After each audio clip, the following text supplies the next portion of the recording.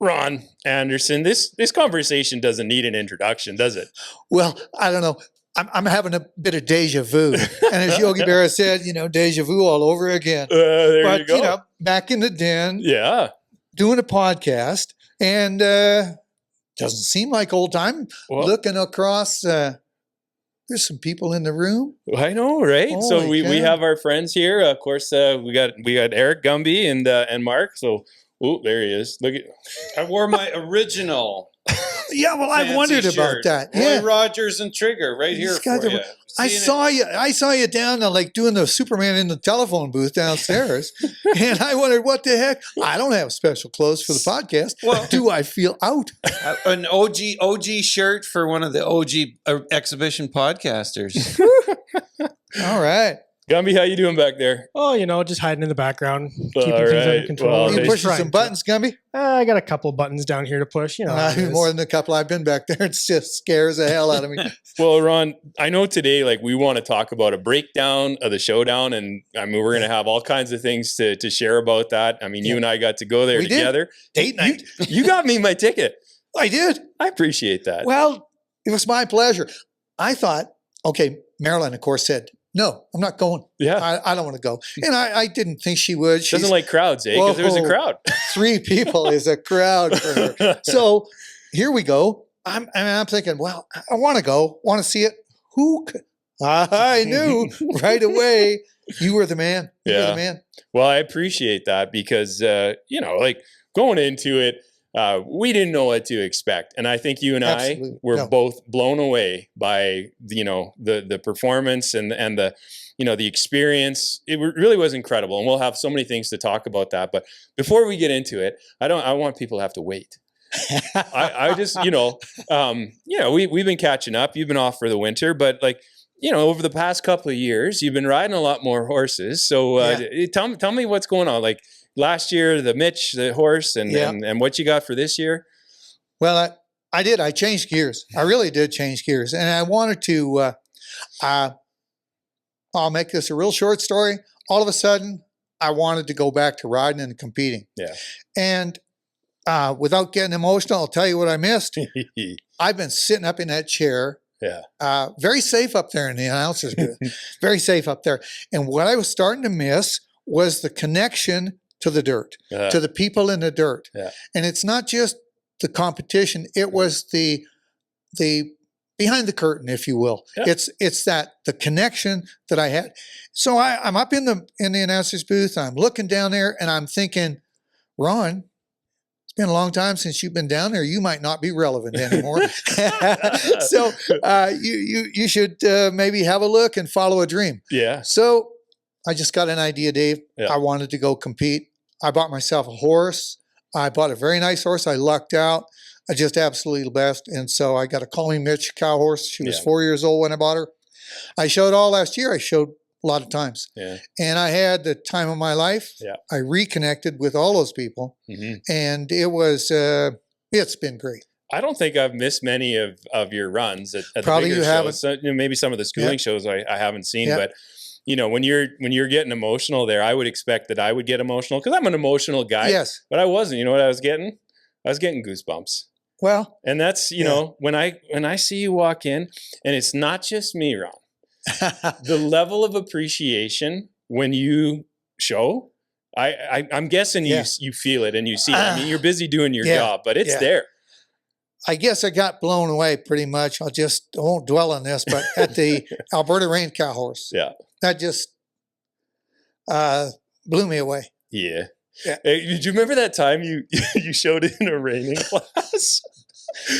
I do too. That was early. That was at the Equinox. I don't know. Most people had gone home, and I think Yeah. to your delight, most people missed out on Overkill being me Yep. going completely overkill, maybe the Yep. most overkill that there ever was. But were you hearing at all what I was saying? Because I was trying to get I heard a lot of it. Yeah. I heard a lot of it. Maybe not. I'm not going to say too much, but that was a great start. That was kind of the start of my show. it was. I know. and Yeah. I was as What I didn't appreciate because I know, like, I just didn't understand yet sort of the competitive mindset that you were in. And so you were seriously taking that as an opportunity to see what you had for your horse and get him out there or her out there. Sorry, her. But yeah, no, I was telling people ahead of time that we had a special rider coming in, and your name was Andy Ronderson. Yeah. And, I was trying to tell people, like, you gotta stick around. Like, it's worth staying till the end. And of course, what we had going on is that at that time you were in contention for the 80 and under short stirrup. I was too. I was one of the leading qualifiers. If you could complete that pattern and mark a score, you were going to be the world champion of the 80 and under short stirrup. And I had too much fun with it, but it did mean a lot to me, and I think you knew that. It meant a lot to me too. And the one thing I had to always reconcile that with, and it's lived with me throughout this past year of showing, was the fact that I used to dish it out. Yeah. I had the microphone and I used to dish it out. I got some of it on me going back. That was a thought that crossed my mind. It was quite all right. Those were good things to live through. Oh man, good things to it was live fun. And hey, what did you mark? You marked a score on that. You did. I got a little mark, and I learned a lot about my horse. I did have enough focus to recognize. I learned quite a bit about my horse. So that from that point in April till I think my final show. Well, I didn't show her at the Wild West when we went in November in Pinoca. I didn't show her there. I showed another horse. But during that time, I pieced a few things together. Yeah, on the judges card, you were somewhere between 60 and 80, right? I stayed. You're absolutely right, Mark. And there wasn't one time I showed that I didn't hit that range. Yeah, the announcer used to always announce that at pretty much every competition, they use the standard 60 to 80 scorecard. Yes, and I will. And I'm not above coaching any judge. Really? Oh, that's the first time I've ever heard that sitting beside you all these years. That was one of the hardest habits to break when you're a showman. Yeah. If you're down there, you can't coach the judges. You're making me think of a story. I don't know how many people listening right now know Dr. Ian Wishaw, but it was one of my favorite things. I haven't seen him do it for a while because he's been knocking it out of the park lately. Yes, he has. But I remember going back like at least 10 years ago at a classic show, and he'd be walking out and you'd announce his score and the head whip. I mean, he'd whip his head back and he'd look at you in the announcer booth like you had just given him a score that he wasn't happy with. Yes. It made me laugh every time. I mean, I would get the death stare, and it's the messenger. Ian, it's a messenger. Oh, man. Oh, that's great. Well, that was so much fun. I mean, one thing that I would like to comment on your return to the show pen, it was a little bit sneaky in my opinion, because your wife, Marilyn, we watched her dominate, and just like, she was such a fierce competitor in the cutting world. And then you kind of snuck her in before into the cow horse side, and you got her liking it, and then you joined in, and now you get to do it together. I mean, it couldn't have been better. No, it is. And we were driving home one night from a show when I was getting these thoughts. Yeah. Driving home from a show, and she said, you ever get the idea you want to show again? Yeah.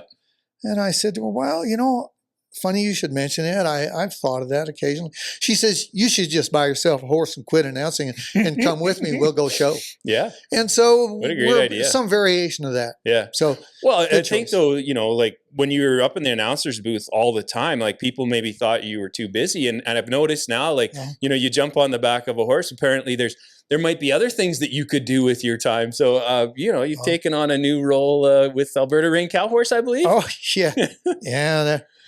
Yeah.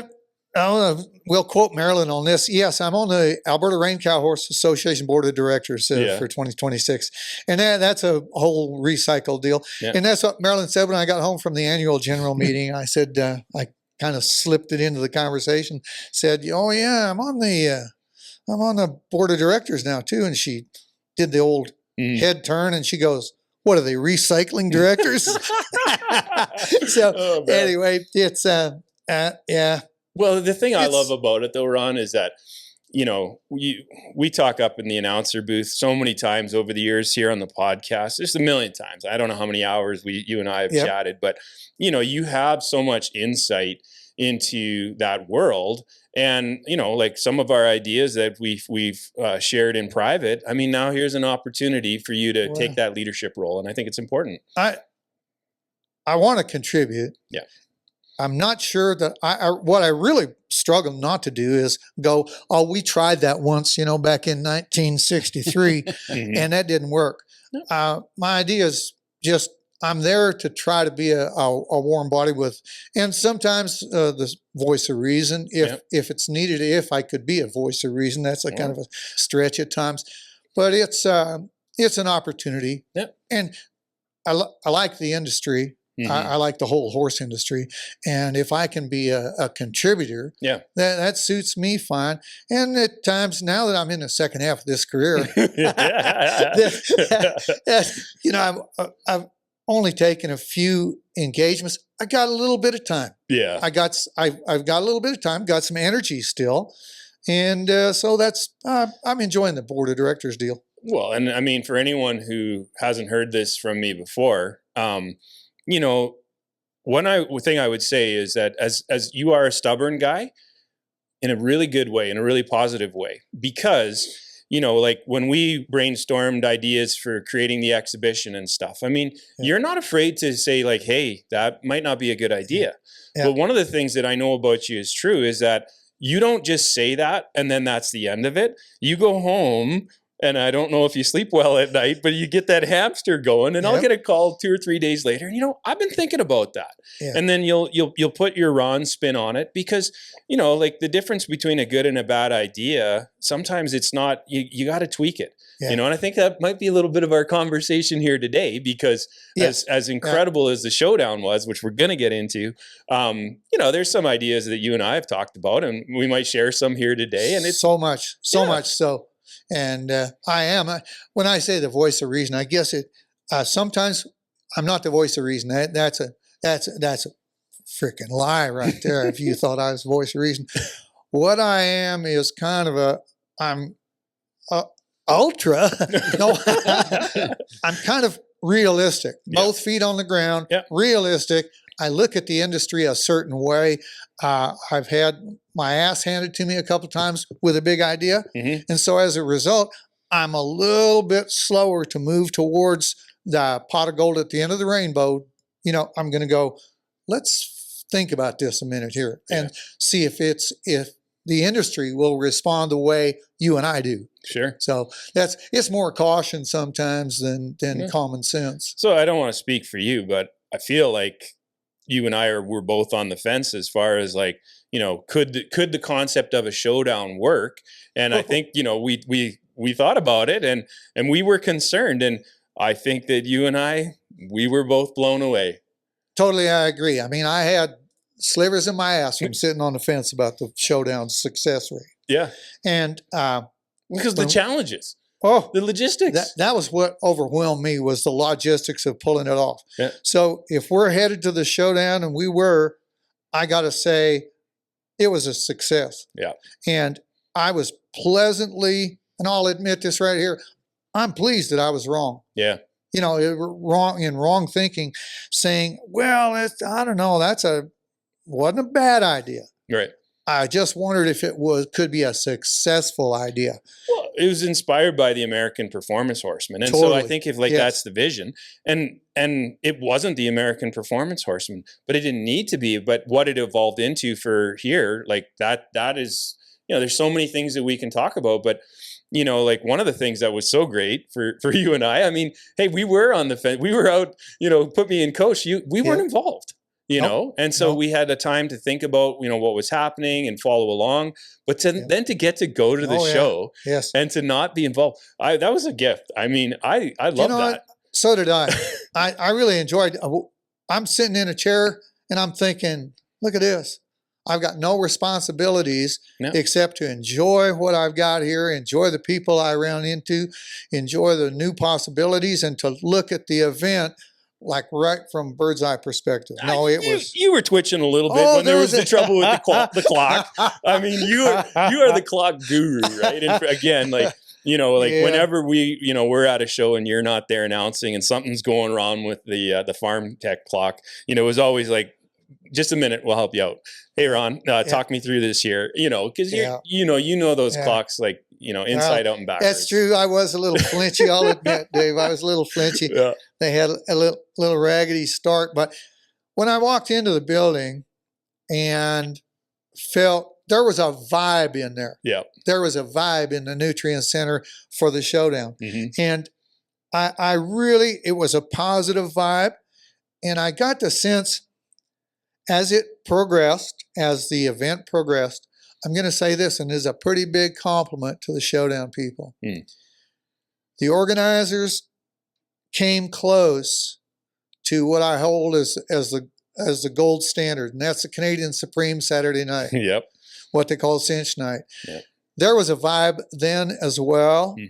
It was loud and it was supportive, and the showdown had elements of that going for them. So great deal of positivity in that building. I love what you're saying there. And I would say, like, overwhelming within the industry, they wanted it to be a success. Yes. And there was this will. And I hope that the show organizers, knew and felt that. I mean, they might have been in the weeds, and sometimes when you're in the weeds, it's hard to, but that's what I saw, right? Like, people came there hoping, yes, believing that it was going to be an experience. And that's, to me, what it was, right? Like, it was an experience. True. It was an experience. Yeah. And that maybe the mission statement of the showdown initially didn't target it as the experience of the year for the Canadian horse industry. Yeah. But that's what it was. It was an experience. And the other thing I got to say about the organizing committee, brand new organizers, a young group of organizers. I hope I'm not out of place, but they didn't have much show experience or much organizational experience. But I'm tipping my hat to them. I thought that they stepped up and they was a pretty good first time at bat. Whoa. Damn good. Maybe not a home run, but in a park home run. Yeah. Well, I got two thoughts. I mean, the number of people that day that you and I talked to who referenced this reminds me of the Canadian Supreme. Yes. We heard it over and over again. We did. And that, to your point around the gold standard, like, that means they're doing a great job. It sure does. But the thing, what I would say, and you and I talked about this, was the risk and the effort and all of those things that the show committee took on to attempt that. Yep. It's incredible to me. It's why we, as HD2 coming back into the video world when we had no business being there, it's why we loved it immediately. Because when people give a genuine effort and they have good intention and they work hard at something and they take a risk, the industry gets in there and says, yeah, we got you. That's what I saw. I agree, Dave. Yeah. They did. The organizing committee took big risks. They didn't try to soft sell it. They blew it up and they said, look, here it is. We're coming for it. Yep. And we want you to come and share it. And so, I mean, they did some of the things really, really right. But the one thing they did, they said, we're coming, we're going to hold one. And I think that that's so commendable. But you're absolutely right. When you do that in the horse industry, the horse industry responds. I think there's something about the culture of the people that make up that they go, look, if you're going to try that hard, I'm pulling on the rope with you. I'm going to help you too.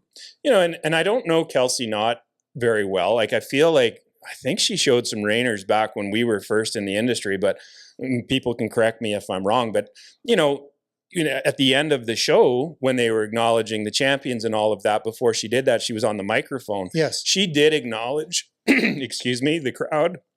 Wow, just lost my voice there. She did that, and she said, congratulations to you. And I think she's right. Like, the industry, that would not have been a success without it. So, great. So Kelsey did obviously recognize that.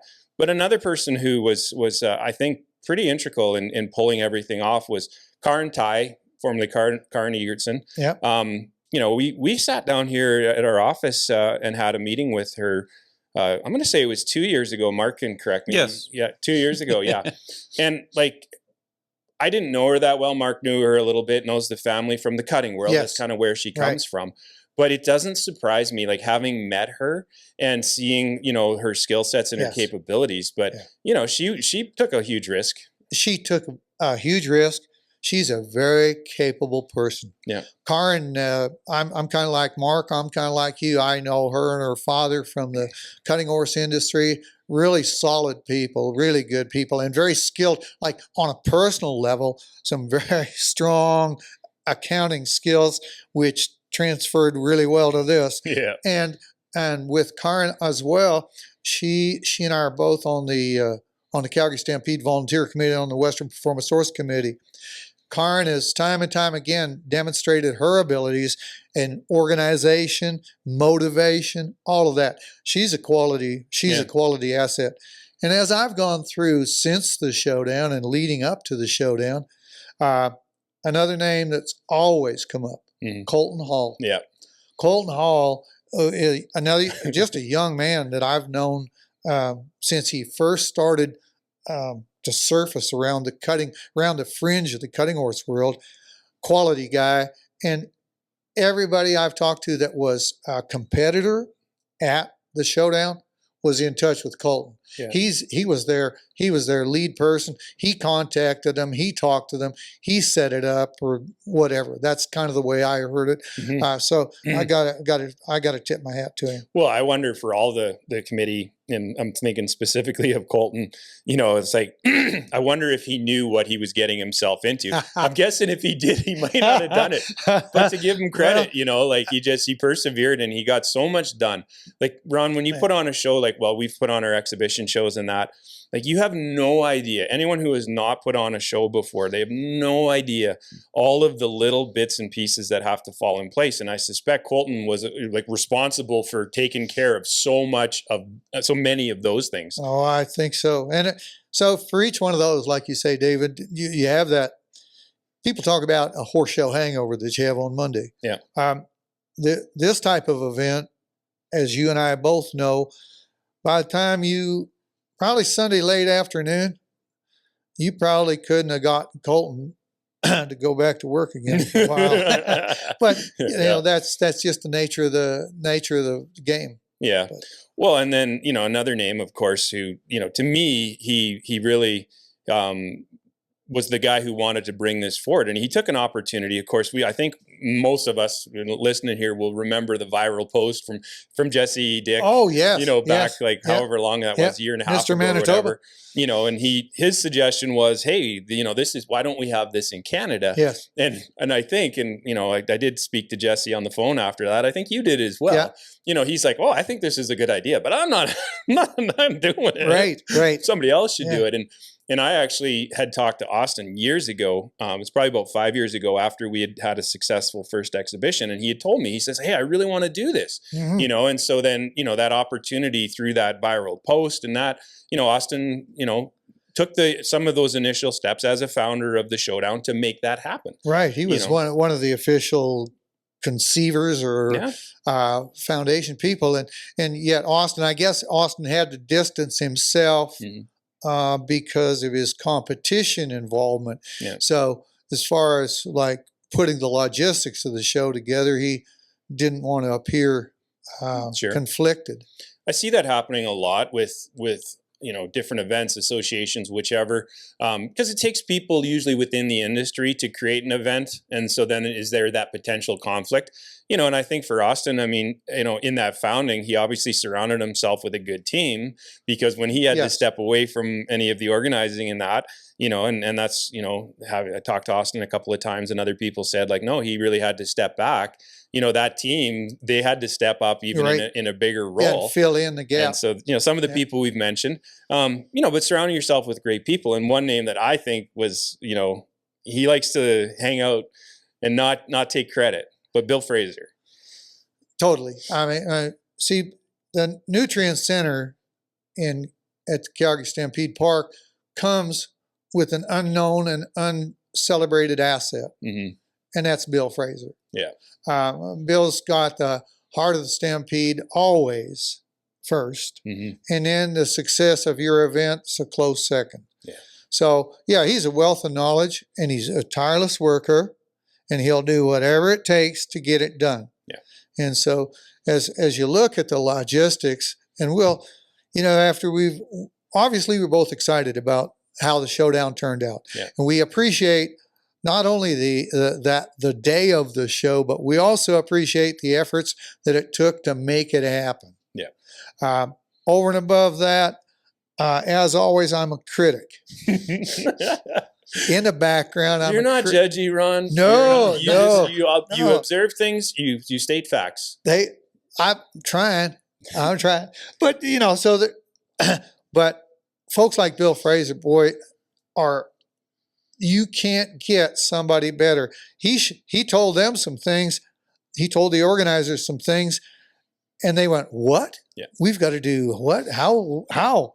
And he said, "Well, here's how we can do it." And he laid out some steps, solved some of their, presented the problem to them, solved it for them, and then executed it. Yeah. And that's what also, big kudos. They hosted the 3 major Western disciplines in that same building, in that same afternoon, and the ground was good for all 3 disciplines. Yeah. How did that happen? Oh, That doesn't just happen. Yeah. And Logan Gerlitz from Arena Effects said, I've talked to him about him, I hope, on the show. I'll often give him shout outs on social media, which I don't do that often, right? But I just think he deserves it, and I mean, he hadn't worked. Maybe Logan will correct me, but I don't believe he had been responsible for cutting or for cow horse ground before. And I know Bill still had a huge role in setting up the cutting pen, because he's done that forever and that. But, and I think that Bill and Logan have been developing a relationship that, in my opinion, is crucial. Mm-hmm. Because if we go back, we talk about the Canadian Supreme. One of the reasons that the Supreme was what it was is because our friend Kurt Robson, he made the ground it was. And I've learned, that's just not easy. No. And he worked on Kurt Robson. Yeah. Give him all due credit, worked 2 buildings. Sure. And the practice pen outdoors. Yeah. He kept that raining building sliding hard and fast. He kept the depth and the precision needed in the cutting pen, and he kept the practice pen so nobody complained. Yeah. And it was an outdoor deal. And the flag area. So it's cooperation. It's cooperation among all of the people behind the scenes that make it happen. And I think that, the concept of the show, first class concept, good idea. Will it fly in Canada? Well, what's the answer? Yeah, it's a great question, Ron.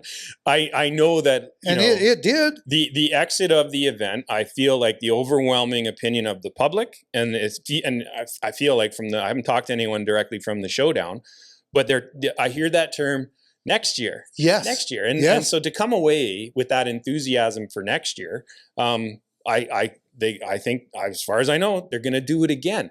One of the things I love about doing it again, because I live this, is that so many of the structural foundations that they needed to build worked, and so that's done. Yes. And I feel like there was a lot of little details that could be cleaned up, and we can talk about some of those. And it's not about complaining; it's about noticing.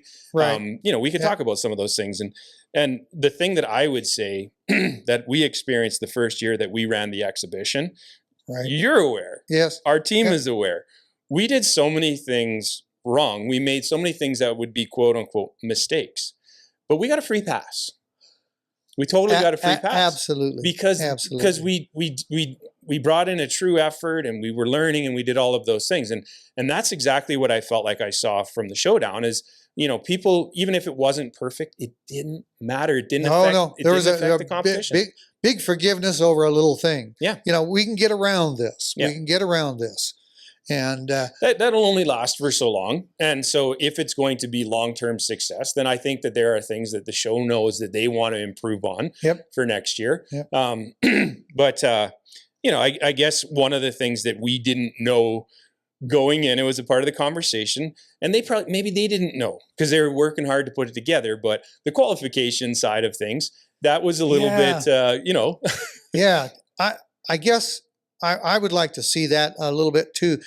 For the riders that qualified, or for anybody that aspires to qualify, I'd think more transparency is needed, just so that they understand. Like, there's so many nuances of each of the disciplines. Yeah.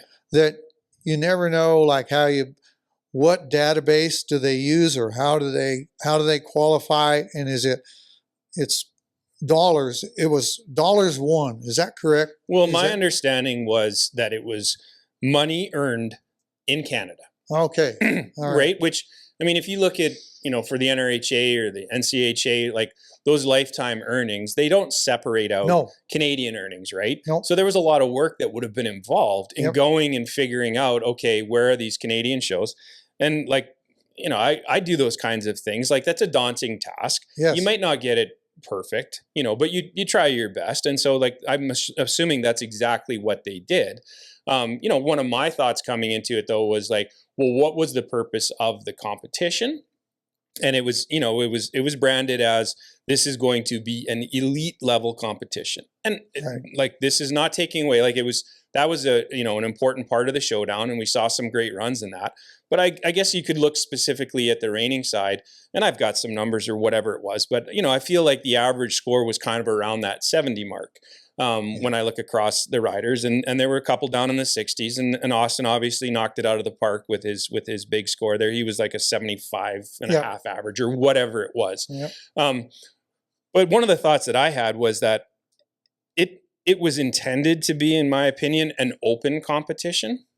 Okay. So just right. as a little example, right? Yeah. When they were looking at those monies earned, I would have made the suggestion like, okay, take monies earned in an open class. And that doesn't exclude non-pros, because there's some really talented Oh, yeah, non-pro there riders is. across all three disciplines. Yes, there are. The difference would be is that they would be those non-pros who enter up into those open classes. Take the Run for a Million as an example, right? Where Gina Schumacher qualifies to be in the Run for a Million as a she non-pro. qualifies at an approved qualifier. Right. Goes to an Yeah. open class, Yeah. shows her So horse. what you're doing there, Dave, is opening up, a timeless can of worms right there. Good for you. Yeah. So the timeless can of worms. Yeah. And it boils down to this. Somebody says, is a non-pro dollar earned the same as an open dollar earned? So the controversy for that first would come in a lot of cases when you're assessing a horse to purchase Yeah. or to sell or something like that. And you go, well, how much money has it earned, or how much money has its parents earned? And you might hear the occasional thing, well, the horse has earned near $65,000, but 40 of that's non-pro money. Right. And that's like, does that mean it doesn't count or what? Like, what are they giving that money out? Like, is that Yeah. monopoly money? Well, it gets to be that's why it's a can of worms. It's somewhat controversial, but worthy of discussion. Mhm. What you're saying is, are they weighted the same, or are we just trying to identify high money earners?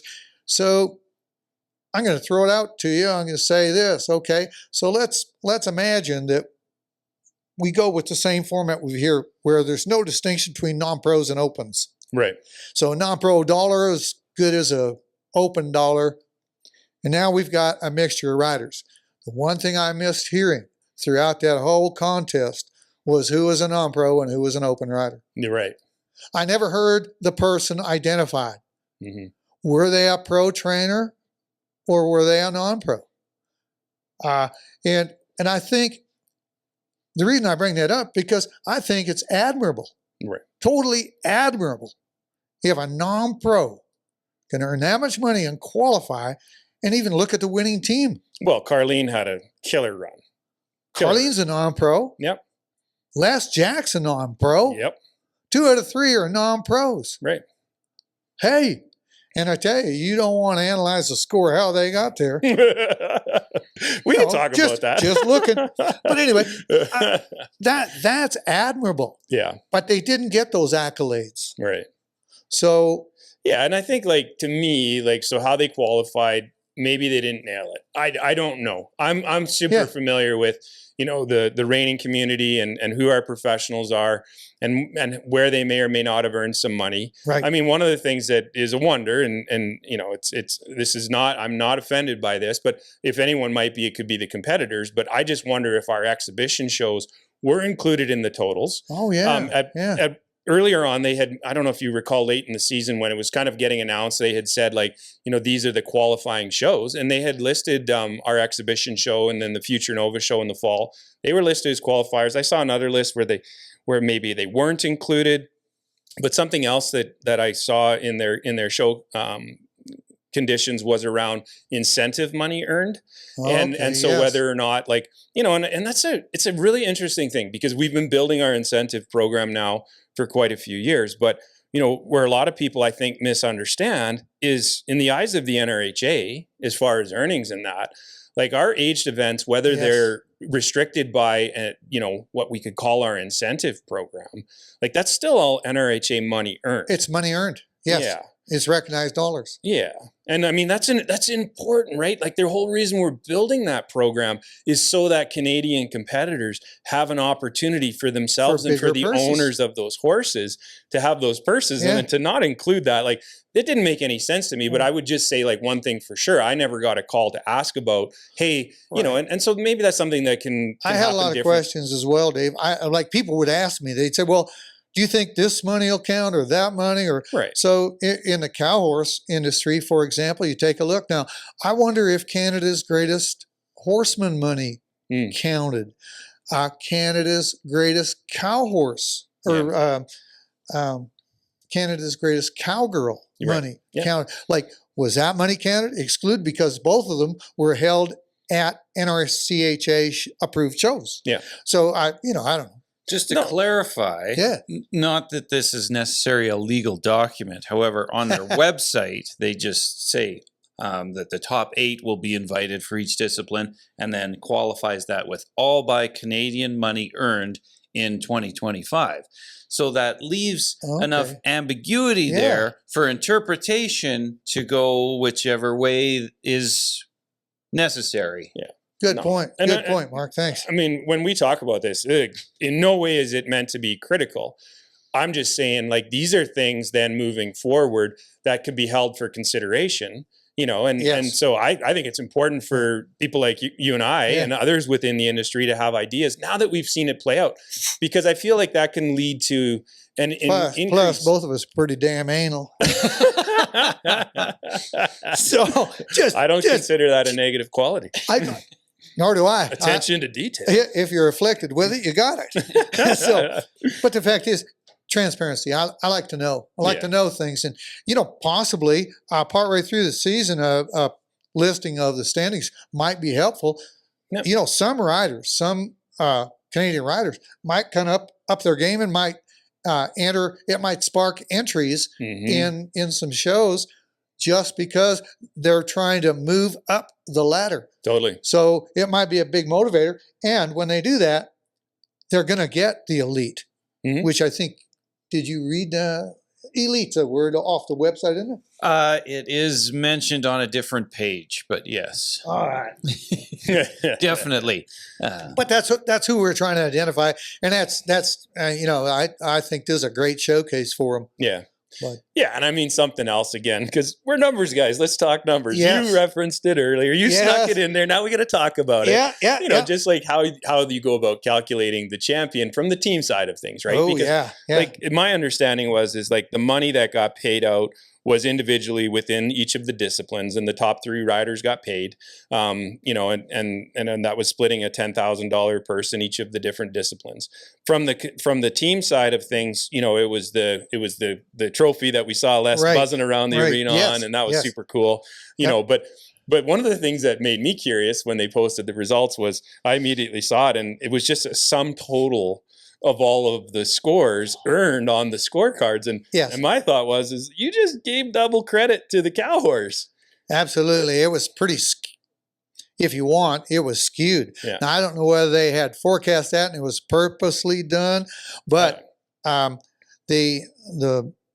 that's pretty heavy weights carried by the cow horse representative on each team. And the reason is because they did both the reining pattern, earned a score from each judge out of 70. 210 points available on the reining pattern, 210 points on the cow. Yeah. That's 420 points on an average run. Yeah. And when you analytically as you had done for me. And I looked at it and I went, holy cow.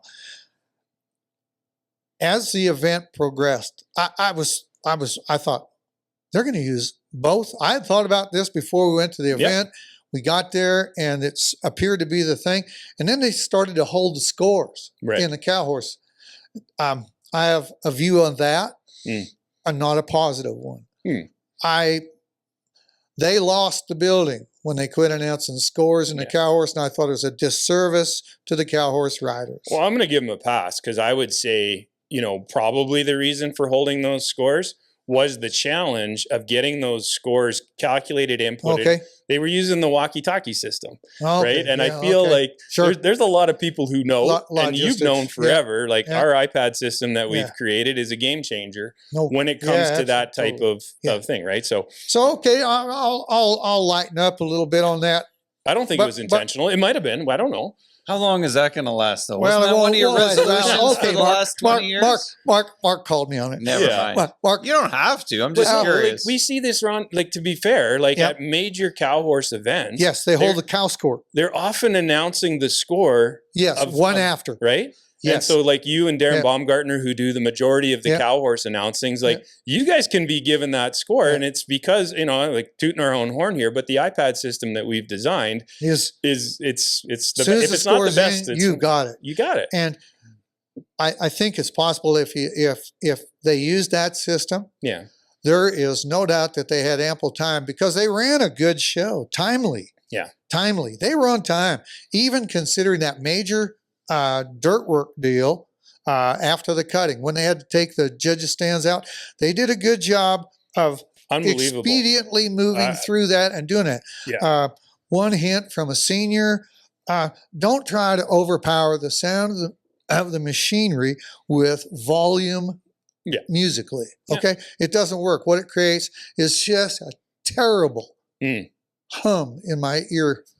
So, my hearing aids were I turned them down. But anyway, my I thought idea you were was ignoring me. You turned down your hearing aid? no, Jeez, no, Ron. I can lip read. What I saw was the perfect storm was created by the March weather, Yeah. and then all the horse people got to break out and come to an event. Yeah. Made a great success for the showdown. During that hour and whatever minutes that it was to change the dirt, these people were telling stories to one another, visiting, shaking hands, milling around, enjoying the fact that they were there. Yeah. Now, over and above that, they were trying to visit. They were trying to visit, and the noise in there wouldn't let them between the machinery and the. It's funny that you say that because we didn't have time. I didn't pay attention to any of the other visiting that was going on because we were busy visiting. Yeah, we were doing it. Yeah, it was awesome. I mean, it was, you couldn't take two steps without somebody else stopping you. And I have the good fortune of knowing most of the people that you were stopping and talking to. Hey, they put us up on the Jumbotron. I love that too. On the screens. They put us up on the screen. I didn't see that, but yeah, they did too. Yeah, we had a number of people telling us. So a little shout out. Yeah, there we go. Yeah. A little shout out to the Jumbotron folks. Yeah. Feature Productions. Feature Productions does an outstanding job of that kind of thing. Mm-hmm. And the Nutrient has those two screens, as you told me. I was only aware of one because I only got an edge view of the second one all the time. But Feature does a great job up there. And little heads up for the organizers of the showdown, they underutilize features. Yeah. With regard to replays and with regard to posting the standing. They posted after the cutting, they posted a card of the cutting scores. I would suggest that would be a great place to post the scores. Yeah.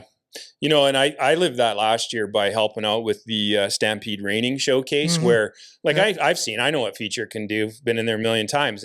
And so it was kind of, I think, a little bit of you don't know what you don't know. Yeah. And I feel like now that Feature experienced the showdown, they'll have ideas and things that they can do on their end, but they can also ask the organizers and say, hey, we need this, we need this, right? And like one of the things that we do, again, hey, we're really celebrating the iPad system. Yes, but here's at the Calgary Stampede, or, when they're not announcing scores, but we take a camera of our computer that the announcer sees, where those scores Yep. are coming instantly, that's going out to the truck. Yes. And that's what that's what the feature, because their production truck is outside the arena.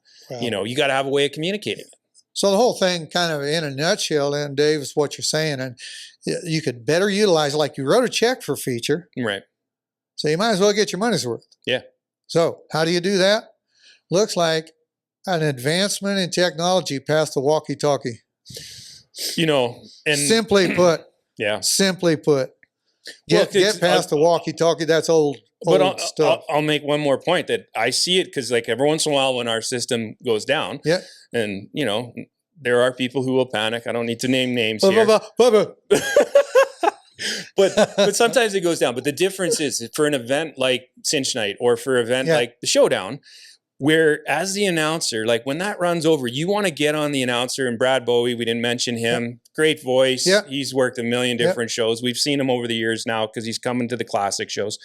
But when he's on the microphone, filling up that arena with sound, that walkie-talkie is really challenging to communicate through at that time. And again, the iPad system is silent, Yes. and so those can come in. So Right. I don't need to sell it anymore. But no, it affected the communication in a lot of different ways. Well, it keeps you timely.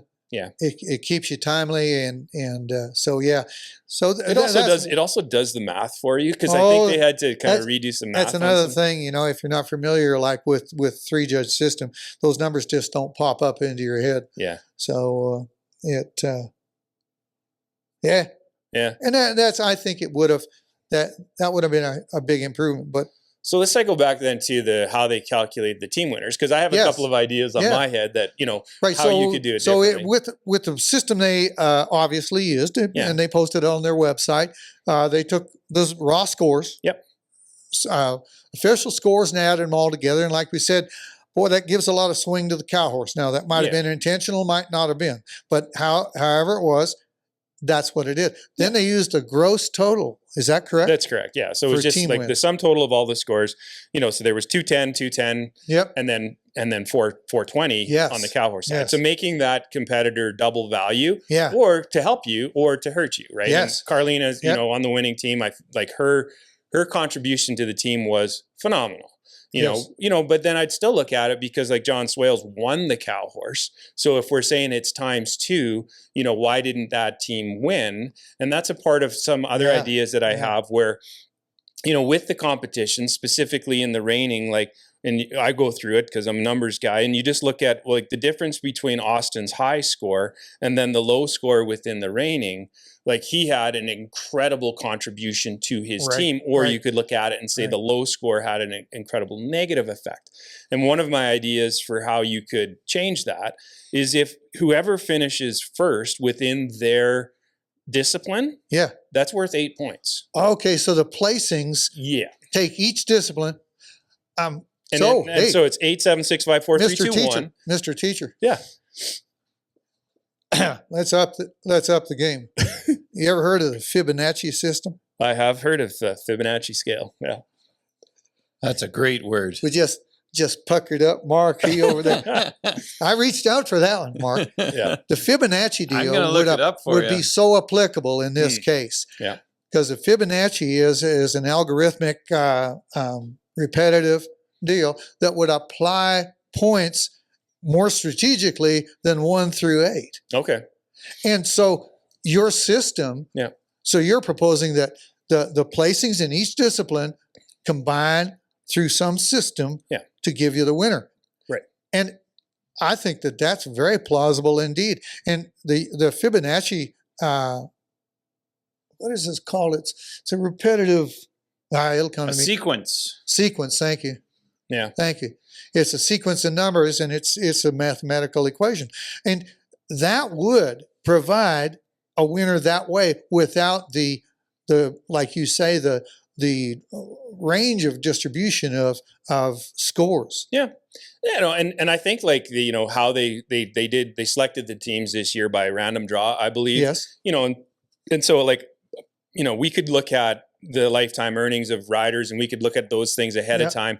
And so maybe there's a way to even change the placement of the teams to, because people were talking online, like who's going to win, Mhm. and I had my favorite. I mean, and partly it was because, Austin was, in my opinion, was going to be the top reigner. Yes. I mean, you still got to go out there and compete. We see Right. we see things happen all the time, but he went out and delivered, so Austin was going to win. And then Dustin Gauntlet, for a bunch of years, he's Right. been the top cow horse. Yes. The Travis Rempel, he didn't he delivered, and he's been bringing his game. He really did. Yeah. And yes. So but let's just say Dustin goes out and has, draws the right cows and has a great run, so he wins. Well, you've got 2 first place finishers potentially on that same team, Right. and so like little things like that, again, you have to go out and compete. But I just feel like, from it's not intended to be criticism. Mm. Probably it could be intended that way. But like for you and I, we have these conversations all the time. Right. We got to tell people because they might not know. I mean,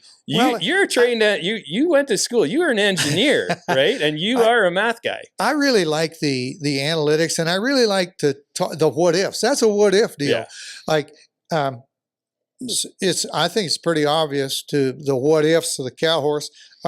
It doubles up. Yeah. Well, how do you fix that? Mm-hmm. Well, you use a system like you're proposing. Maybe consider that another system that doesn't rely on that.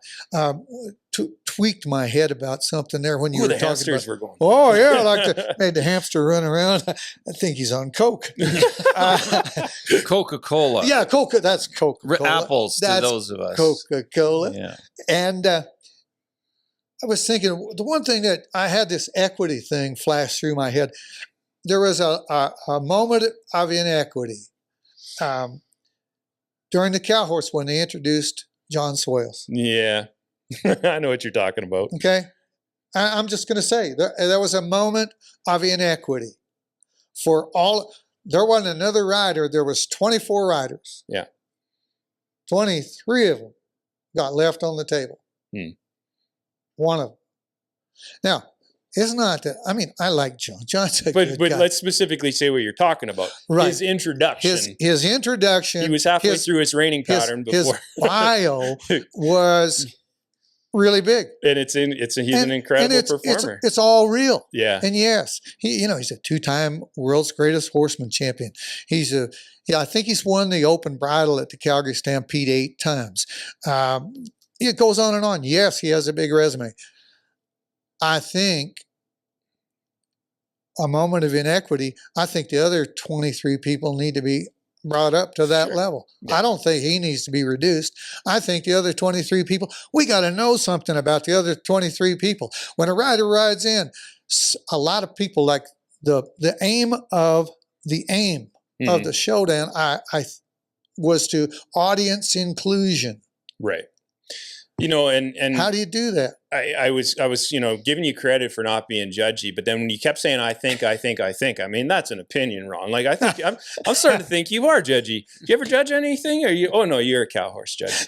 No, I hear what you're saying, and again, like to me, that what they were able to do for John was the intention of the show. Yep. And so like I hate to say this, but it's true. Like I know what you're capable of doing as an announcer. And so when we've put on our shows, I've always had these dreams of like what I could deliver for you to then be able to do and say those things that you're talking about. And the truth is like, it seems like it should be easy. It's not. No. So maybe that's a role that it's one person's job to do that. Get a little bio, get a little background. Because I agree with you. I feel like that is an important part of it. And that, to me, again, would be something else that, again, we're throwing out ideas for improvement and growth. Right. Something that also wasn't easily obtainable was the owners or even the horses that they were on. I heard that from multiple people. A lot of people were commenting on that. A large part of the horse industry is driven by owners. Yeah. A large part of it. And I think Without them, I think there's no industry. there Ron. is no industry without the owners. And so also take a note from Spruce Meadows. When they talk about the athletes, it's all in the same sentence. They talk about the equine and the human athletes that are there. They don't just talk about the human. Yeah. athletes. And we needed to know, or I think that we needed to acknowledge the horses Mm-hmm. and their owners. So And I it think- started to happen. Like there were comments online, and people were asking and stuff leading up to the competition, like, "Hey, who? Can we find out who they're riding?" And so I think that they became aware Yep. that maybe they should have done that. Yeah. And then in some of the posts that followed after, like the horse was included. Yeah. But again, like to me, like, especially again, I made the comment earlier around, I feel like the intention of this was an open competition. But if I was talking to the Showdown people and we were making this same comment and they had an opportunity to say, yeah, but, Right. you always get the yeah, buts. Like this event was designed to celebrate the rider. And if we even Yeah, go back to okay. Jesse's original post, Right. so I understand that may have been a choice. I just think that in the end, what we learned was, and I would say especially here in Canada, that that's important. Like definitely celebrate the riders, Right. celebrate the competitors, Right. but let's not exclude this other part of it. Yeah. Is that? Absolutely. I just think that it's all of this is a celebration of teams. Mm-hmm. And if we very first event was cutting, it's a big team. Yeah. First off, you've got a team of a horse and a rider. There's your team. Then you've got 4 people that are helping. That's a team. You got 2 herd holders, 2 turnback riders.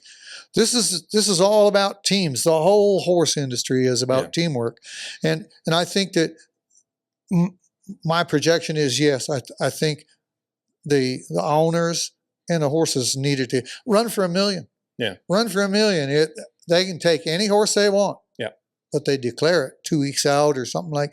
It's before the competition. They say, "This is my nominated horse. Yeah, here's who I'm coming on," and they do that, I believe, so that it's encouraging and it empowers the audience to be there for that horse. I love your comment on that, because like one of the things that I see leading up to, and you can watch it in the what is they call Taylor's documentary. Last Horseman. The Last Horseman, right? Yep. Like it's a big part of that documentary. Yep. What horse are you going to bring? Yes. And so those top trainers, they have a plethora of options. Oh yeah. But yeah. even the ones that they don't bring, they still talk about them. Well, I'm thinking about this, and I'm thinking they do. And to me, like for the owner of that horse, Yes. they deserve that. Oh yeah. They deserve that. And they like that. They like the it. light shines on them, because, and lots of times you'll hear when the top rider's discussing, well, I've got this horse, and I like to come. And boy, the people that own that horse have been so good to me over the years, and they've got that horse in the right place, and that those are all accolades that support the industry. So just that I thought that'd be cool. Well, and I mean, like one of the greatest reasons that I was glad I went there, and one of the things that I'm most appreciative of the Showdown for taking that challenge on and producing this event is because I just feel like I have so much to learn. And, whether it applies to our shows or even like, supporting the Calgary Stampede with the reining showcase.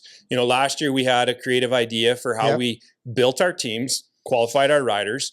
And for the most part, I think it was a big success. Yes. But now going into this year, we're looking at it differently. And so what we're doing is there's a class that's called the Invitational, and I haven't had an opportunity to talk too much about that, Ron. Yeah. It's a very exciting idea. I know I've shared a bit of it with you. Are you thinking invitational? Does it mean like qualifier concept? Well, there's the invitation still comes out, just like the Showdown competitors got an invite. Those invites will go out based on earnings. It's just the idea for this year. It is a really big idea, and that's a separate class. And so we're looking to have 5 riders competing in that class. But beyond that, we're also having what we're calling a Canadian Open class. And so last year we didn't do it this way. I wanted it to be an opportunity for how do you qualify that was different. Right. And I think one of the things when you're looking at the previous year 2025 earnings to get the 2026 Showdown, it's because if you just take the sum total of lifetime earnings, that's a measure. Yeah. But it might not be, some of the people who earned the money in the past, it might not be at the top of their game right now. Right. I couldn't think of a nicer way to say that. But yes. So you want relevancy, like who's making money now? Well, here's a good example. High money earner from 2025 in the reining world. Yeah. So all of a sudden I'm scratching my head going, well, why wasn't I, man? People are asking me, well, why wasn't Amanda Antefave there? Sure. And I said, well, she was kind of busy being a mom. Like I knew the answer. A lot of people don't, but those are Yeah. you talk about a legitimate reason not to earn money in the reining pen. How about bringing up a new Canadian citizen? How about that? But no, so like to support the industry, because I think that's a big job that the Showdown has to think about, is like they created an experience for the industry, but how does now that incredible work that they're doing directly benefit the industry? And so the answer's going, I can see you're just like, I got what I want to say what I'm going to say here. Yeah. No, but I think if they were to offer, a class qualifier like that happens for the reining cow horse for the Calgary Stampede Showcase. Yep. And now that's what we're going to do in the reining as well. Because if you're creating a class qualifier where you go to an event to qualify, now more people might be bringing some of those horses and that to those shows. I think you mentioned that already, right? So I don't know. It's an idea. Yeah. And a really good idea. And you know what? The whole distillate of this, the Showdown was a success. They did create an experience. And now they're an identifiable part of the fabric of the industry. What they do is going to be influential. Yeah. So they might not have realized what that part of a job that they have. But that's why you and I are spending some time thinking about this, and we're not wholesalely going out and trying to criticize what they did. I was amazed about so many things. And one of them I just thought of as we were sitting here was the paid admission. Right. You tell me that you could have 1,500 ticket holders in the Nutrien Center for a horse show. Yeah. I mean, simply put. Yeah. Well, holy Harriet, they were all there. Yeah. And that's an amazing. People flew in for the Showdown. Yes. And that, and that's, such a success. And there are people who are frustrated online. We knew they weren't going to live stream. It wasn't easily where it wasn't like so many people assume like, oh, it's a horse event in Canada, Western Canada. Well, it's going to be available on YouTube. And if it was live streamed, do you think it would have been such a success? No, and they shouldn't live stream it next year. Nope. And there were people who didn't know, and now next year now Absolutely. The Showdown is a live experience. Yep. And I hope they can keep it that way. I mean, if they're selling out the building and they still want to generate some additional revenue because they sold out on tickets, well, then now maybe you can do a live stream, I guess. To me, don't do it. That would be my suggestion. Keep doing it the way they did it. I kind of agree with that, Dave. Yeah. I thought it was really good. I watched you. You spent quite a bit of your time at Showdown saying no. We're not live streaming it. And you and I talked about, that the exhibition media was going to have to get a dedicated line of disclaimer. Yeah. We don't have this available. I may or may not have also had a few texts and emails requesting, if we're going to be live streaming the event. And I had to politely let people know that we were not. Yep. So, isn't that? Yeah, it is. And we all get used to that. We all get very used to it. I mean, I've spent a winter with my old laptop connected to my TV, trying to make my TV smart so that I can watch all the webcasts I want to watch. And Showdown wasn't on there. Yeah, it's it'll be interesting to see, the decisions that they make to go for next year. But as we've said many times, like just so many highlights to celebrate. Absolutely. One of the things I feel like I saw a post online.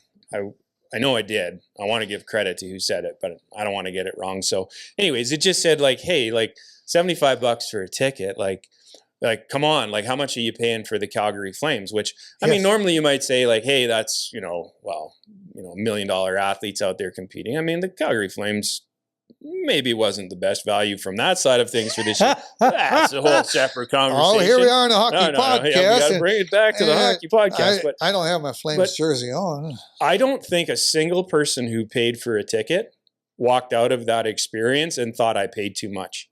I totally agree. Yeah. And here, one of the most frugal people you'll know, Dave. One of the most frugal. Yeah. I spent date night with you, and I thought it was money well spent. Oh, hey. I enjoyed it, and yes, I'd pay Well, that for ticket. anyone out there who wants to buy me my ticket next year, like There, Ron is saying, like, I'm a in pretty case good I- date. In case I can't make it, he's pretty good. I mean, his liquor bill's low. Look at me But- selling myself here already. Yeah. But yeah, look at this. Ooh, no, but it really was like, I mean, and like the ticket price was great. but the sum total of competition time, because we talked about this. I don't know what it is. I mean, I had done the math ahead of time because Right. you know the cutting runs are each 2.5 minutes long or less. Hopefully you get through the full 2.5. The reining pattern, you know, it's a run-in pattern, so it's about 4 minutes each, and then you know the cow horse, you know, again buzz through the pattern. Probably 6 get a good minutes cow. a horse. Yeah. So when you look at the total experience of competition time, you know, you would say that's really short. But, you know, to your point, and I believe this was happening, like that transition of the arena wasn't a problem. I wanted to go back and talk to you about, I don't know if you saw, yeah, I think I showed you because Logan had sent me his map for what he was going to do with the ground. Yes, I thought that Yes. was genius. it was. Like, That was genius, Yeah. as well as a pattern choice.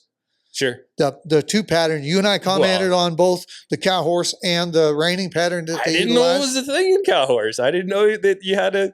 I'd never seen that, Ron. Yep. I've only ever seen up Yep. and down stops. Yep. Yep. So Yep. yeah. So I mean, for people who are listening who are curious, like what Logan had done was, of course, we started with the cutting, and so the Yep. cutting ground there was no way that could have been turned into good reining ground. The east end of the arena was wet sand. They took some of it out, but it Yeah. was pretty damp, Yep. and it was going to be heavy. Yeah. And there was just no getting around that.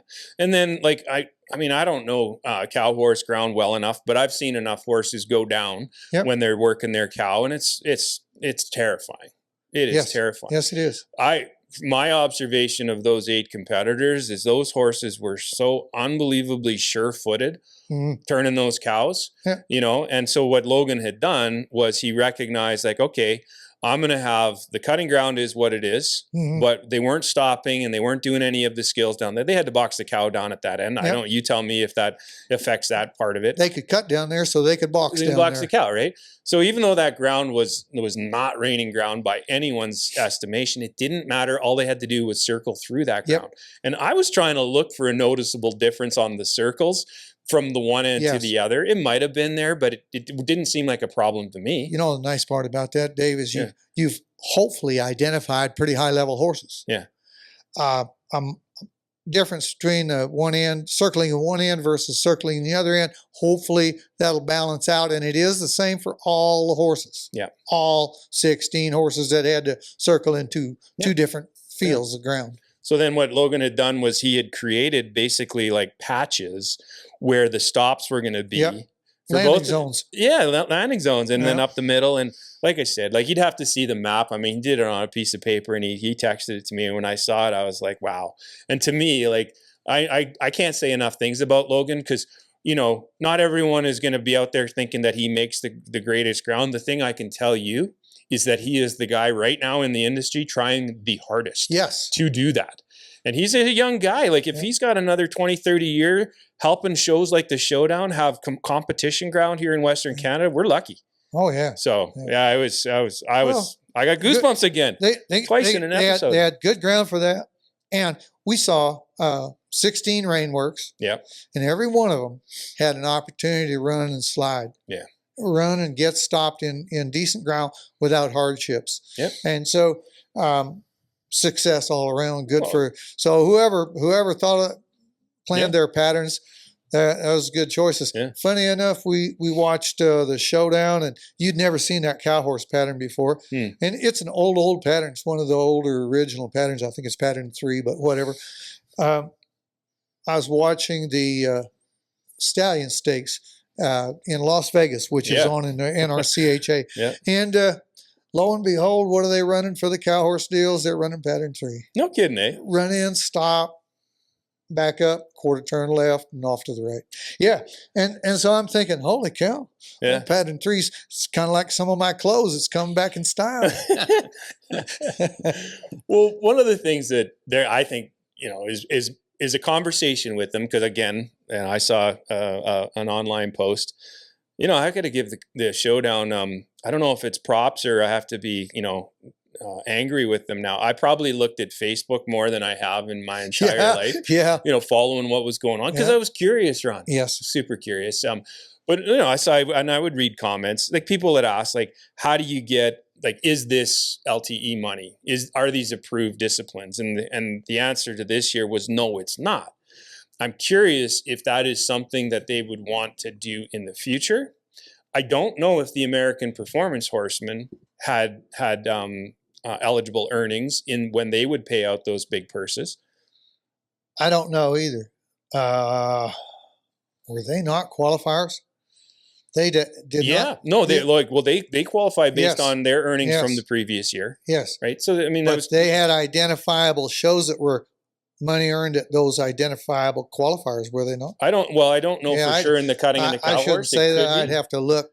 I know for the reining, it was the sum total of your earnings in the previous calendar year because, and I think it's different in the cutting and the cow horse. Like when we're having an aged event, our derbies and our futurities, and we have in reining level 4, 3, 2, 1, 4 Yes. being the highest, 1 Yes. being the lowest. The global eligibility, which is another conversation, came up on a previous episode.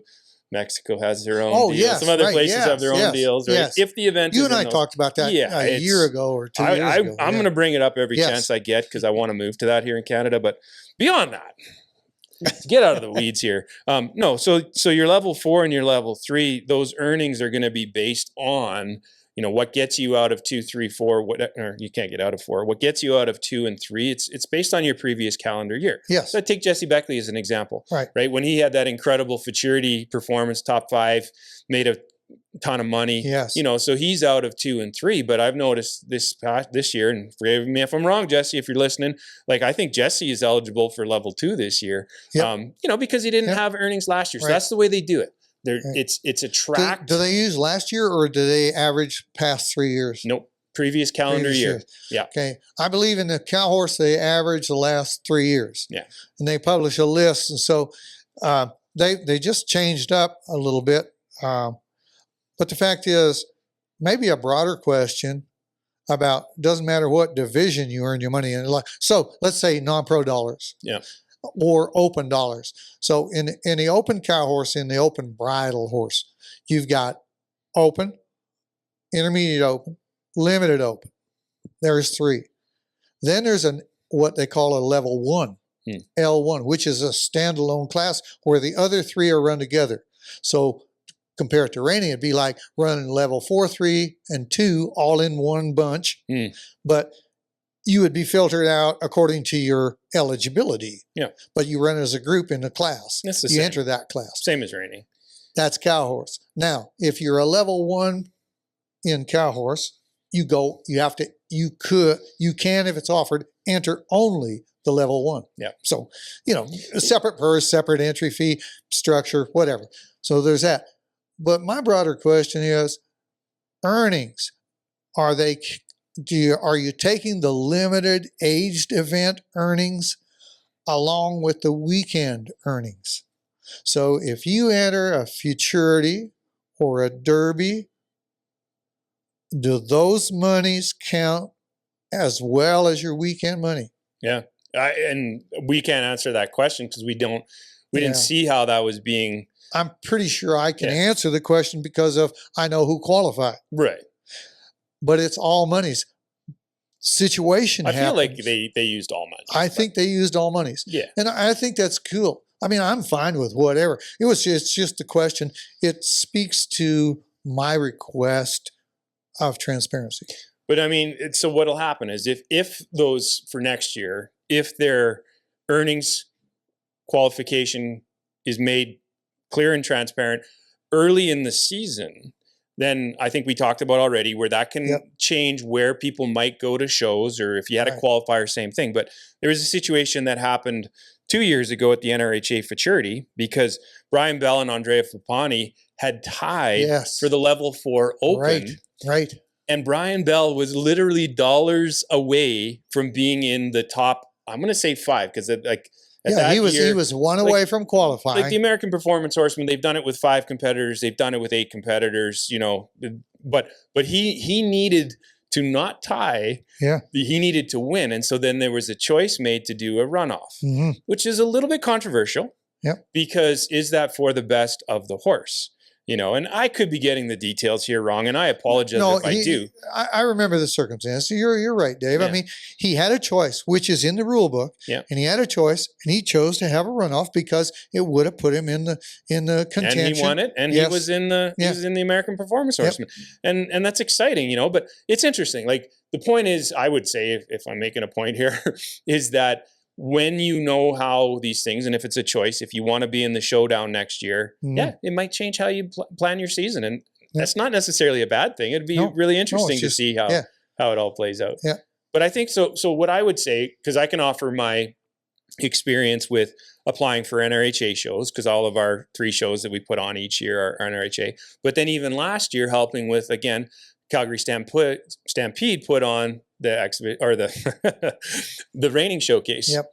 And so I had no idea that the NRHA would approve it for us. Right. That blew my mind. Yeah. The reason I had reached out to the NRHA, and to be fair, I'd made the assumption like there's no way that the classes could get approved, is we needed to get a judge for the event. And the NRHA has a rule that says any show that is not NRHA approved, that has more than, I want to say, $250, it might be 500, might be 250 American, so 500 Canadian.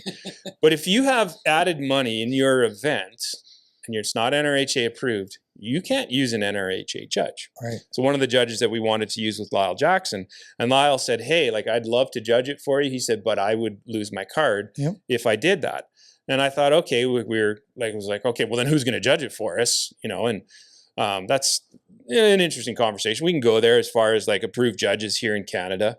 It's a really challenging thing. You could always just get Ron to judge it. Yeah, for sure, because he's judgy, not me. I'm just observational. You're not judgy at all. But no, so I reached out to the NRHA to say, like, here's what we're doing. Can we get special permission for Lyle to judge our event and not have him lose his card? And I actually reached out to our good friend Dean Latimer and just said, hey, because you know he was head of judges and he knows that all inside out and backwards. And he said, Dave, he says this is exactly the kind of thing that the NRHA celebrates. This is clearly an exception to the rule that's in the handbook.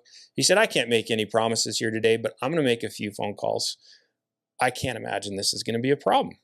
Lyle will be able to judge. I'm like, that's incredible. And so like a couple of weeks later, don't you know, I get communication back from the NRHA and they're saying, no problem, Lyle can judge. But if you're interested, we can approve this for you. Yes. We'll work with you to get this approved. And I'm like, I got goosebumps again right now. 3 times in the same episode. Hat trick. Yeah, hat trick of goosebumps.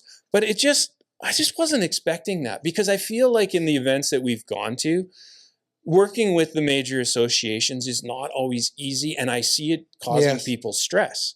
And so to get this, like, you know, offer, and like it was amazing, Ron. And so I feel like from the showdown standpoint, again, I can't promise them that they could get the NRHA approved under different categories, different ways, but there's a way to do it. I don't know if that's true in the NCHA or the NRCHA.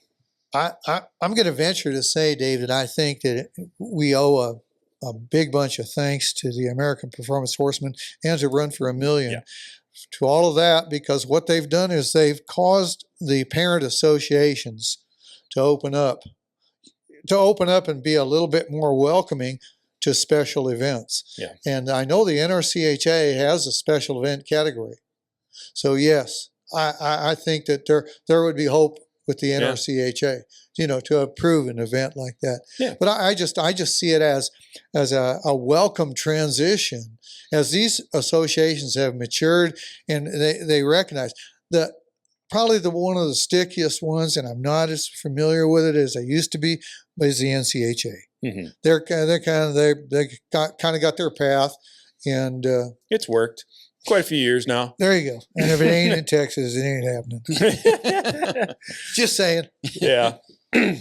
No, I mean, one of the things that is, if it becomes approved on the disciplines, there's so many variables that again, if people haven't put on a show they don't think about. But so now they're all the disciplines are approved. The judges that we had at the showdown were not all approved judges. None of them on the NRHA side. And they used to be approved. Like, Wendy Nelson only recently gave up her card. Don Birkinshaw gave his up a few years ago now. And JP, I don't know when JP Forget's card expired or whatever. But, again, like, unless they had reached out to the NRHA and got special permission, Right. NRHA judges weren't allowed to judge that because of that 10,000 ad. Right. I don't know how that affects the NCHA and our CHA.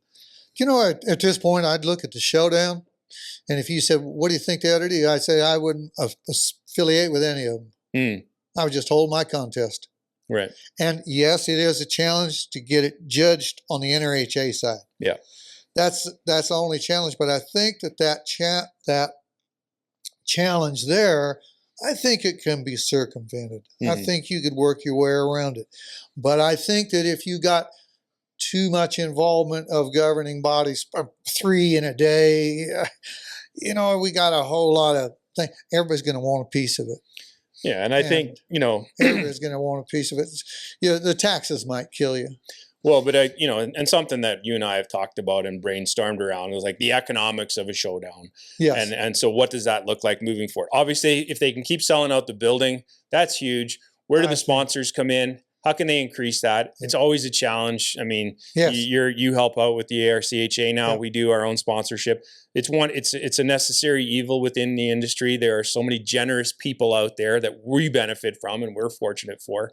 But Well, I got it. Here I am sitting in the X den, as it were. Right? Here I'm sitting in a little shout out to Exhibition for their generosity. You're not just a film crew that come in and rape and pillage.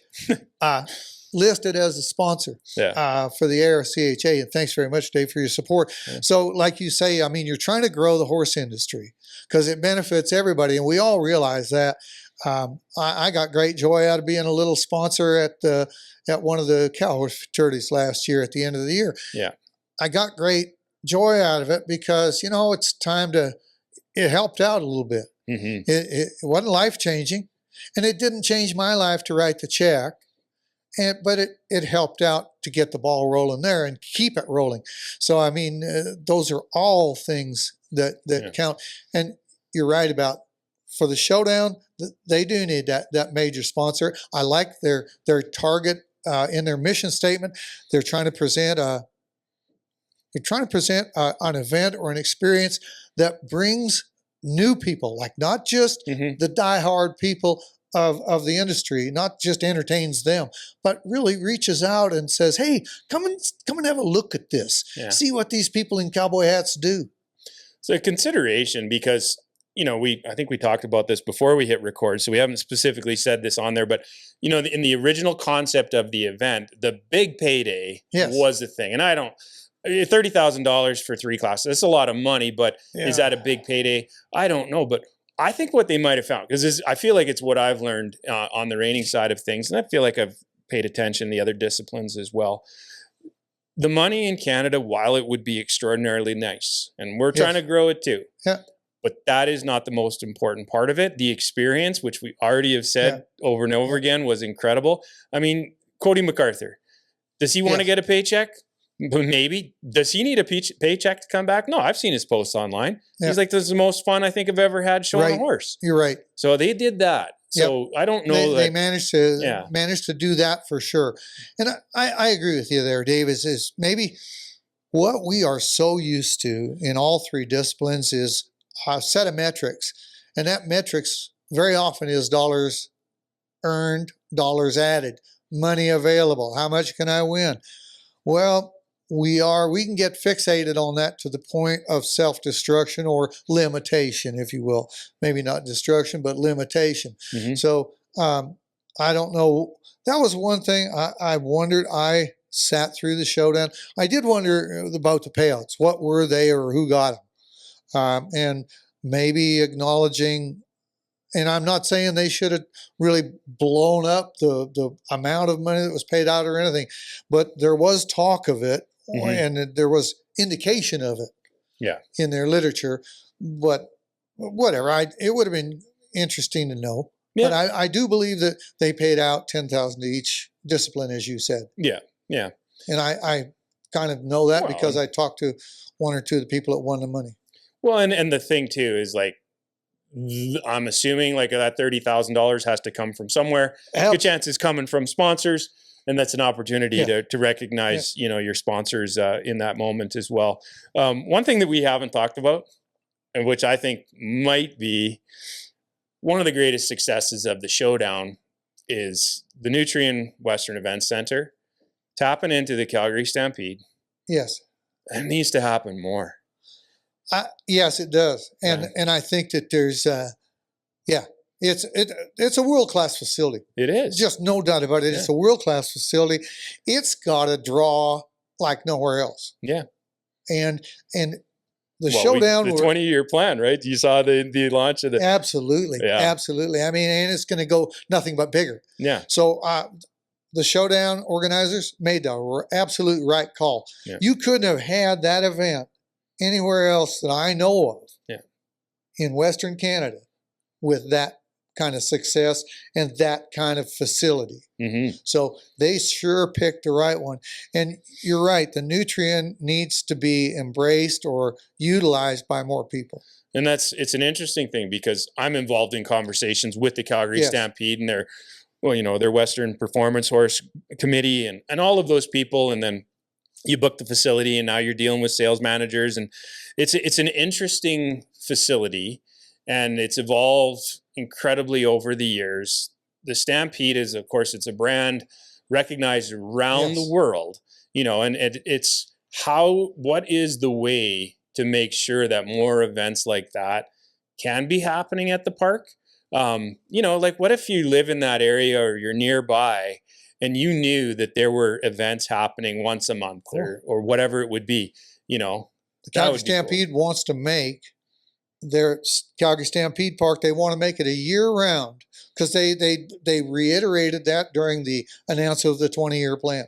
They wanted to make it a destination 365 days a year. Yeah. And I think probably what it's going to take, my guess is right now it's going to take more risk takers like the showdown people. Yeah. Risk takers. Yep. And they did it and they were successful. Yeah. I'm saying they were successful on the outside looking in. Yeah. And financially, I can only but assume that they did the right thing. Yep. That they did okay in the first year. Because I just know that they'll do several things next year. They'll know where to cut costs, where not to spend money, and where to spend money. And the other thing is, they'll listen to this podcast and they'll be so full of successful ideas. Oh, maybe they won't be. They might think, oh my God, what are those boneheads doing? They're just ideas, and to me, like, I get a lot of grief from my team, as far as, I leaned right into the mic there. Did I get too loud, Eric? But no, I get, because I can't leave well enough alone. You do Overkill? Yeah, exactly. But no, I'm always about like, that was good, but how do we do it better? That was good. How do we do it better? And I think that's all we were offering today on some of our things that, ideas and stuff. It's like, well, maybe they could do it better and maybe not. They don't need to do it better. If they're satisfied, do it exactly the same because it worked and it was awesome. And I hope that that was made clear in our comments. I hope it was clear because when we started out, I had to do something that, boy, I did hate doing, and that was admit I was wrong. And I did admit that, and then we moved on to other topics. You're right about being wrong. You're good. Yeah, it's okay about that. But Dave, I hope too that this is meant constructively and interpreted constructively. It's been just like totally fun. I'd probably imploded if I'd have had all these ideas and hadn't been able to blurt them out, unsubstantiated truth. Yeah. And so who else to do it with better than you? And I'll take this time. Boys, it's been a pleasure. If we're wrapping the podcast up for now, it's been a pleasure to sit in the room with you guys again. It was a pretty humble start for this pilgrim when we started. I had to look up podcast on the Google. Not quite. Yeah, we got three things actually. All right. Rule of threes here today. Like David mentioned how he got goosebumps 3 times today in Yes, this podcast. yes. I have 3 different things to throw back at you, and actually one of them probably for both of you. But so the first one being the use of elite. The showdown talked about their teams being 8 elite teams. So you are correct again, of course, about using the term elite. Unbelievable. We've got to go back to your introduction of this Fibonacci concept. Oh, I'm so glad he's got his laptop there. This is not coming off the top of his head, Ron. Well, Like, it I mean- reminded me, and shout out to our longtime listeners and fans of many podcasts ago. You used the term accoutrements, and it reminded me of lessons from Ron of big words, multi-syllable words, and so we can do it now, Ron, when you're throwing out like the accoutrement where we can have like a title because it's a video podcast now, right? So we can have like, Eric can look after just explaining to the people, like if you don't know what Yeah, but now accoutrement you're is. making me do more work. All right, sorry, back to Mark. What are you? Sorry, Mark. No, that's There's okay. a question here somewhere. So, but basically, like the Fibonacci system sequence, it boils down to, for our purposes, a weighted system in Yes. terms of ranking. And David had mentioned about how, this is a hockey podcast, and in international hockey, they've gone to the 3-point win system for a regulation win, 2 points for overtime or shootout, and 1 point for an overtime or shootout loss. The traditionalists for professional hockey here, NHL, whatever, will probably never go to that. Maybe one day, but they say it'll ignore all the tradition in terms of then once you go to that, your point standings won't mesh with the last century and 500 years of history. But in international play, they do that to give some more weight to a regulation win. Now, as much as this is also a podcast about hockey podcast, it is also an F1 podcast or racing podcast.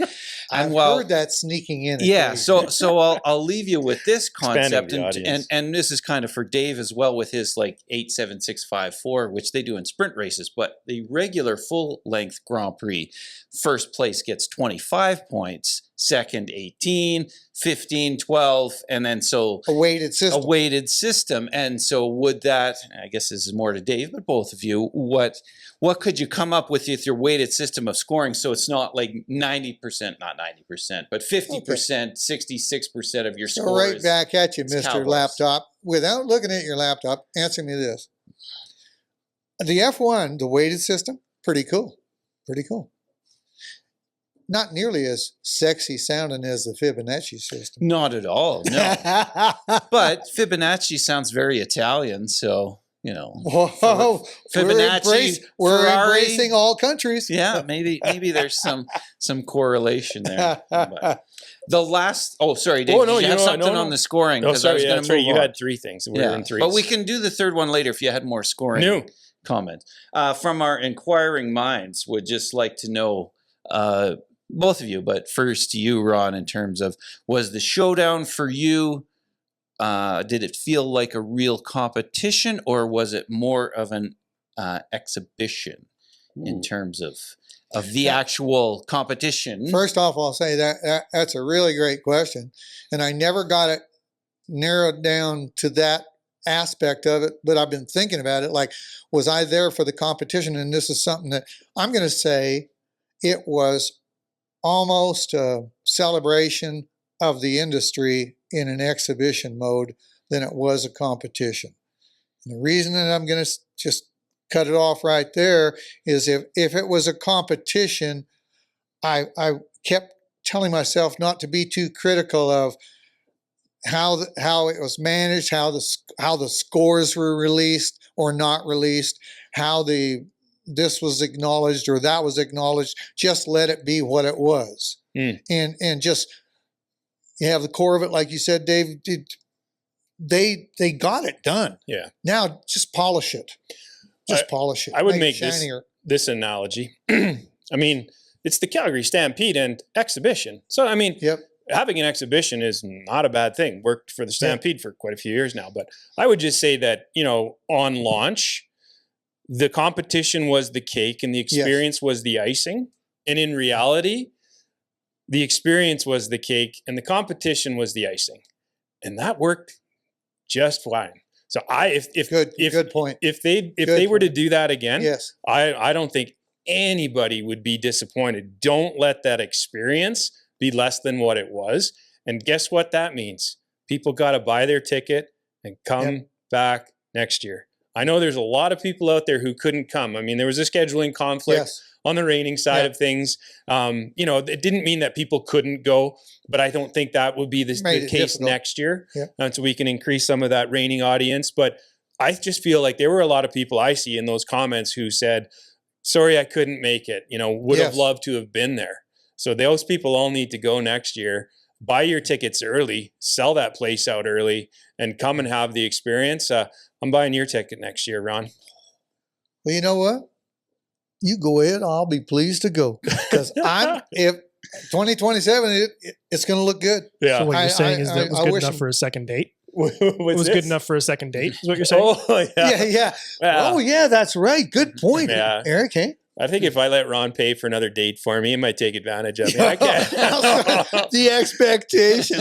Oh, that's another podcast, and we won't be dealing with that.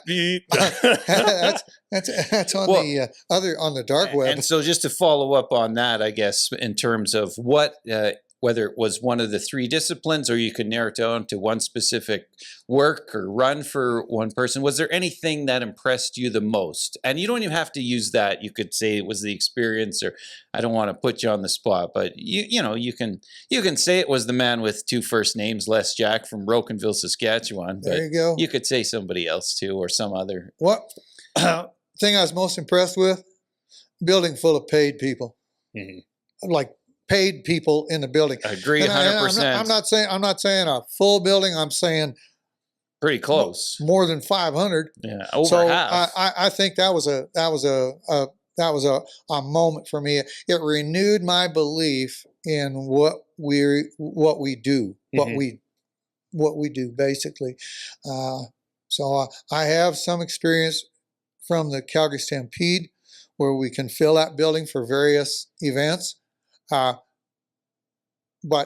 to see that standalone event do that, home run for me. That's the deal. I'll give my highlight. It's going to be the show committee, because that event would have scared the hell out of me. It should have scared the hell out of them. Yep. You already mentioned it earlier, but I'm just repeating it. Like, that took guts. Mm-hmm. And like, I was nervous for them, but now I'm happy for them. Oh yeah. I hope they feel proud. Yep. And the people who care about them and all the people who supported them. Now I'm getting emotional. No, like it's worth it. It's a bigger risk than I think people know. Yes. And so, yeah, they gave a gift to the industry, and it was awesome. So Cool. This conversation, it's been awesome. All right. Thanks. Hey, you guys. Yeah. Thanks very much for having me. Yeah. Hey, we'll see you at the showdown next year. Yes, we will. I'm buying Ron's ticket. Take care, everyone. Thanks for listening, and we'll look forward to some more episodes coming up in the future. Thanks for coming in, Ron. Always great to see you.